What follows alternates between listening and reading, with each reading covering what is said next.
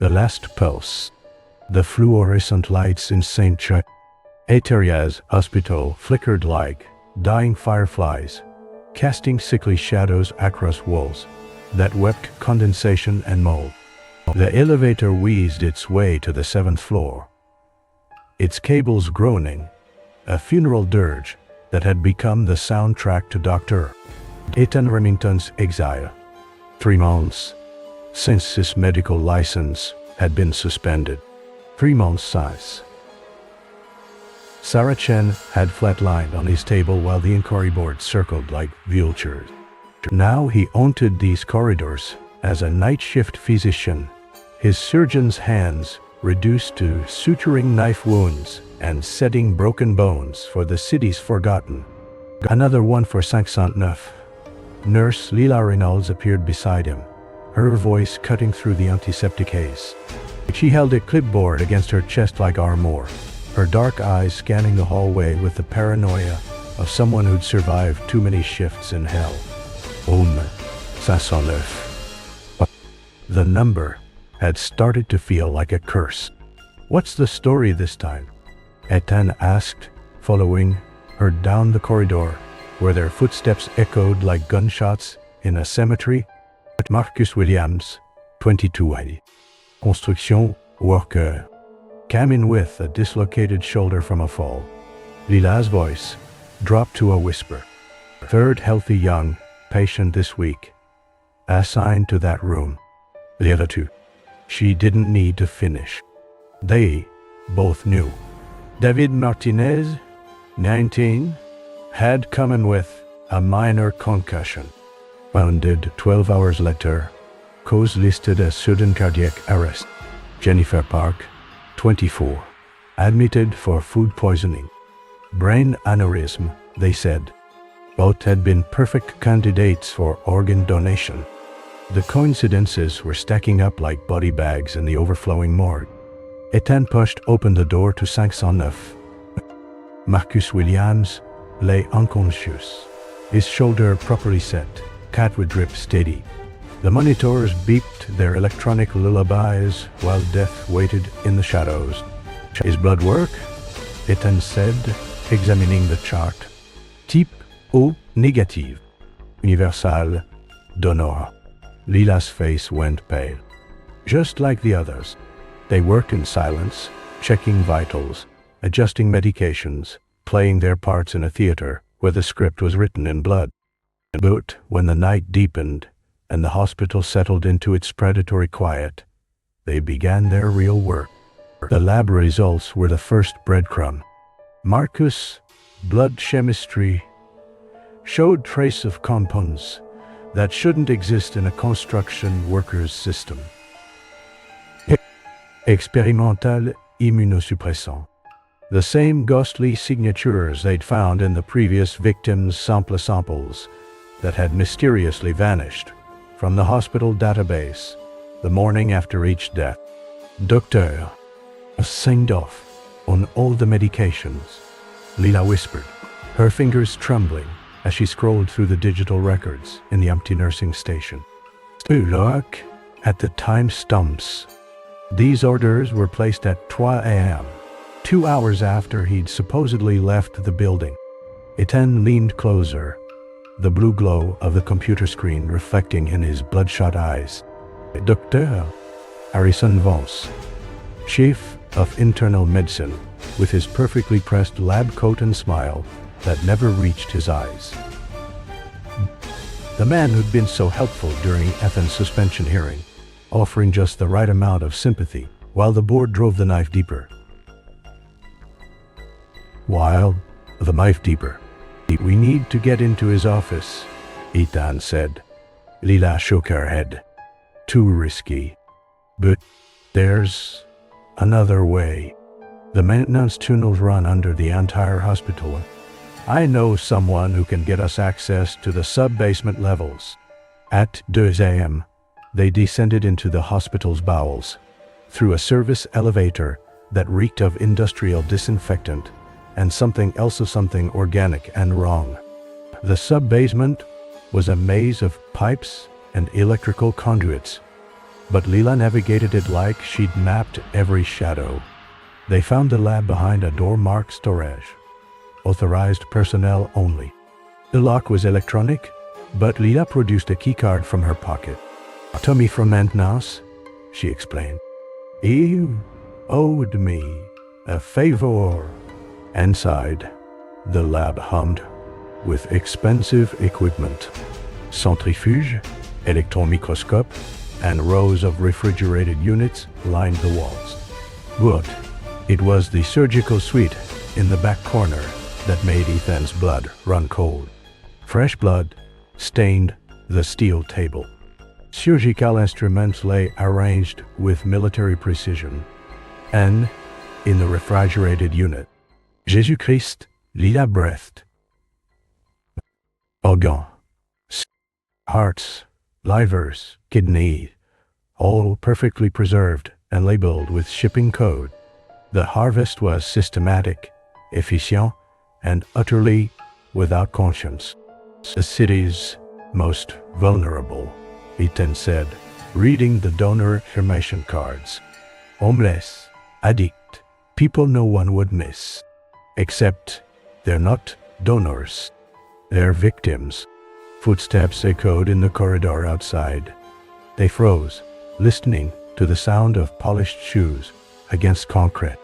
Ethan grabbed a manila folder from the desk patient files, shipping manifest, bank account numbers that traced back to offshore medical companies. The footsteps stopped outside the door. "This way," Leela hissed, pointing to a service exit partially hidden behind surgical equipment. They slipped through just as the main door began to open, and found themselves in a network of steam tunnels that ran like arteries through the hospital's dying heart. Back in 509, Marcus Williams was beginning to stir.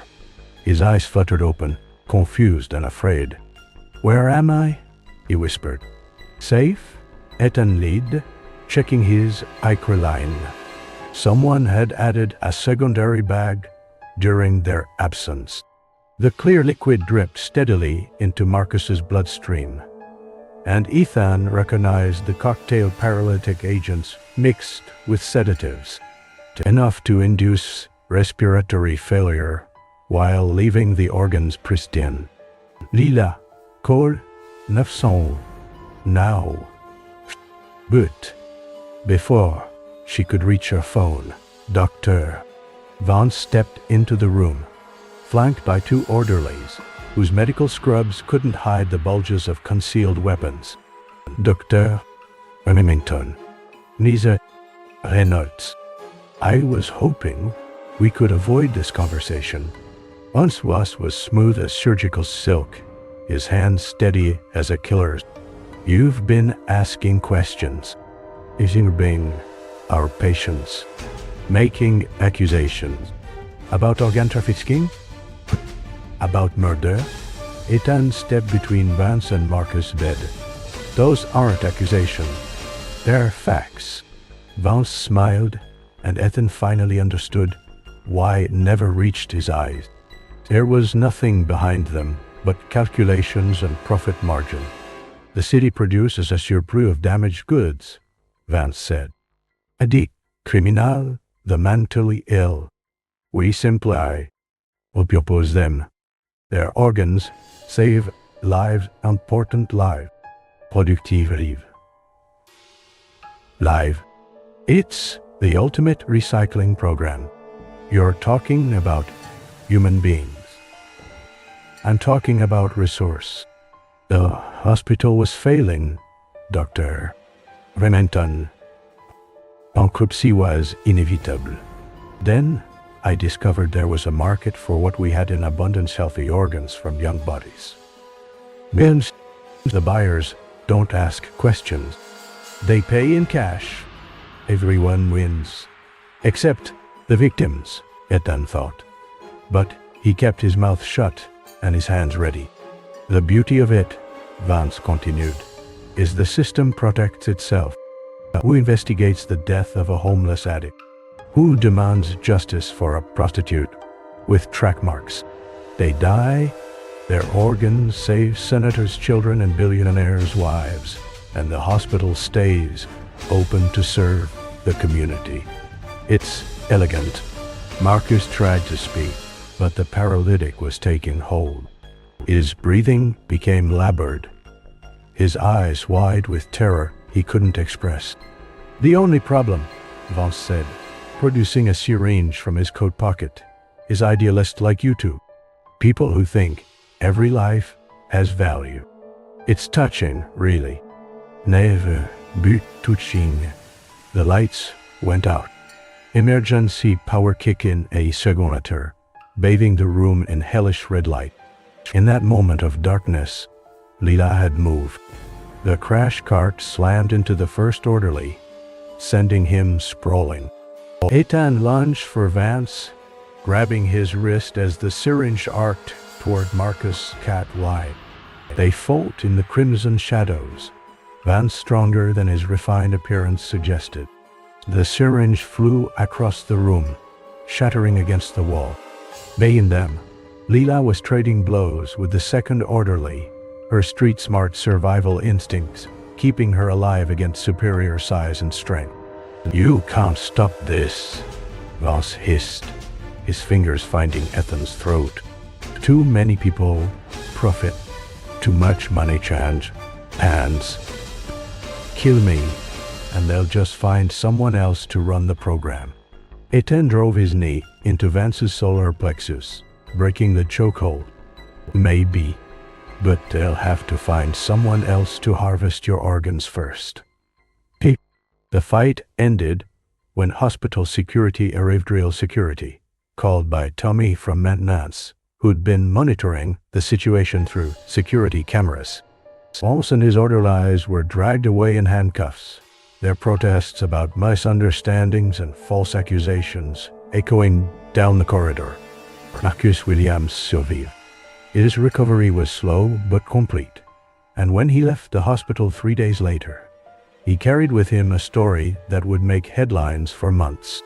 The investigation that followed exposed a network that reached from Sancta to Eteria's basement to offshore medical companies, from corrupt administrators to politicians who'd look the other way in exchange for campaign contributions.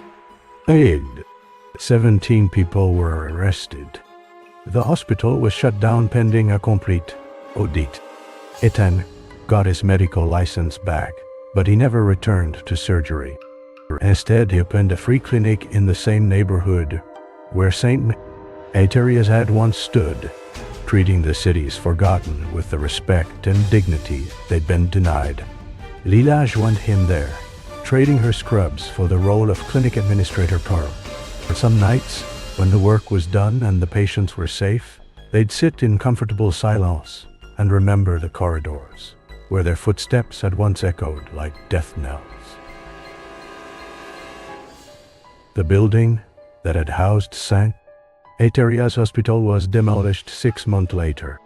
They said the foundation was contaminated, that the walls would never be clean.